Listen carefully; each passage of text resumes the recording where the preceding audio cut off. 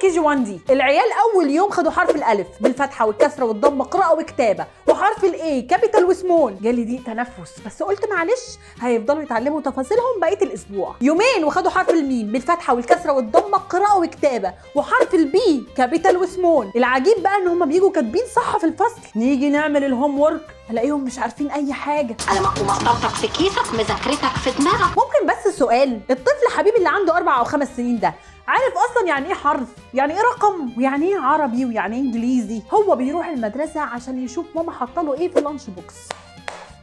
انا متعلم سندوتش الكفته ده عشان مخه يفهم ايه اللي بيعمله ده اصلا لازم اشغل ادوات المخ نفسها، عشان لما اديله 1000 معلومه ما يسيحوش على بعض، مش عارف يركنهم فين، فبيكتب وبيقول ورانا وهو مش فاهم هو بيعمل ايه يا حبيبي. المشكله بقى اننا لما بنلاقيه مش فاهم بنتخض ونقول ايه ده، عنده ADHD، عنده صعوبات تعلم، محتاج دكتور تخاطب. في رايي يا حبايبي بما اننا ما عندناش مفر من المدارس ومناهجهم، على الاقل نعمل احنا اللي المفروض يتعمل، ما نشغلش بالنا قوي بمستوى تحصيله قد ما نشغل بالنا بتكوين دماغه الاول. بعد ما نعمل الهوم ورك نلعب العاب تنميه مهارات، ونعتبر ان ده جزء مهم جدا قد اهميه الهوم ورك. وبما اننا في الهوا سوا بعد ما يناموا العيال، هشارككم دايما الطريقه اللي بعلم بيها الاولاد.